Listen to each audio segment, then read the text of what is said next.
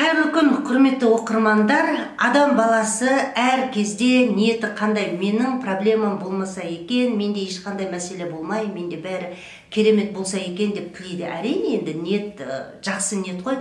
Дегенмен мен қазір именно адам проблемаларды шешу арқылы тұлғалық түрде өседі, тұлғалық түрде дамитынын сіздерге енді алдарыңызға келтіріп отырмын. Өйткені адам ешқандай проблемадан, мәселеден қашпау керек. Ешқандай адамға мәселе туындамаса, ода ешқандай проблема болмаса, ода бәрі керемет болатын болса, адамда жалқаулық пайда болып, ол қалайда бір жаңа идеялар, креативность дейміз ғой да, мәселені шешуде креативті идеяларды қайдан өмірге алып келеді. Тек қана алдында тұрған күрделі бір мәселе, күрделі сұрақ тұрған кезде адам дамиды. Оған енді мен қазір қызықты эксперимент айтып өткім келіп отыр. Психологтар осындай тышқандарға қызықты эксперимент жүргізген екен. 4 тышқанды алып, оған барлық жағдай жасалған. Тамақ десе тамағы, су десе суы, жататын орны, жылы температура, барлық жағдай жасалған. Керемет, 4 тышқан бақытты ғұмыр кешіп бастайды. Яғни ұрпақтары көбейе бастайды. Ұрпақтары шамамен 600 тышқандай болған кезде осы жерде конфликттер басталады. Яғни жаңа ұрпақпен ескі тышқандар арасында бір-бірін түсінбеушілік, конкуренция, бәсекелестік пайда бола бастайды. Осы жерде шеттетілген тышқандар өмірге келе бастайды. Яғни барлығы сол тышқандарды шеттетеді, қандай да зорлық-зомбылық көрсетеді, ол тышқандарға тамақта жетпейді, суда жетпейді. Яғни қоғамнан тыс қалатын тышқандар өмірге пайда болып келе бастайды екен.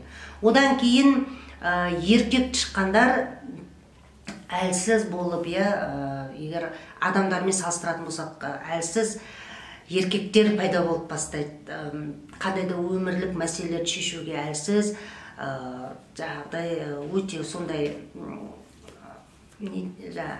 әлсіздік пайда бола бастайды. Ал ұрғашы тышқандар агрессия танытып, агрессивті болып, ұрпақтарды өмірге алып келуде кедергі келтіріп, ұрпақты өмірге алып келуді азайтады ұрғашы тышқандар. Сонымен қоса өмірге келген ұрпақтарын да өздері жеп, немесе өлтіріп, сондай үрдіс пайда болған екен. Артынша, енді сол эксперимент барысында, енді уақыт өте келе, артынша әдемі, сымбатты еркек тышқандар өмірге келеді. Олар ұрғашылармен, қыздармен ісі жоқ, өз-өздеріне қарап қалған, тек қана жағдай ішу, жеу, жату, мойынға міну дегендей. Яғни сондай еркектер пайда бола бастаған екен. Яғни ұрғашы үшін күрес, ұрғашының назарын өзіне аудару деген қызығушылықтар мүлдем жоқ. Тек ішіп, жеп, жатсам болды деген осындай тышқандар өмірге келе бастаған екен. Оның артынша бір жынысты тышқандар өмірге келе, бір жынысты махаббат дейміз, бір жынысты жағдай тышқандар өмірге келе бастайды екен. Сонымен қоса енді осы экспериментті жүргізу барысында 1,5 жылда жүргізіледі. 18 ай жүргізілген кезде, соңында 18 ай өткен кезде соңғы тышқан өмірден озады екен. Бұны ғаламшар 25 деп неге бұл экспериментті атаған? Яғни бұл экспериментті 25 рет жүргізіп көрген. 25 рет жүргізгенде де нәтиже бір. Сондықтан қиындық болмайтын болса, барлық жағдай жасайды. Қоғамда, адамдардың арасында дейік, барлық жағдай жасалып тұр дейік. Яғни барлық жағдай жасалғанда да ол қоғам құрдымға кетеді.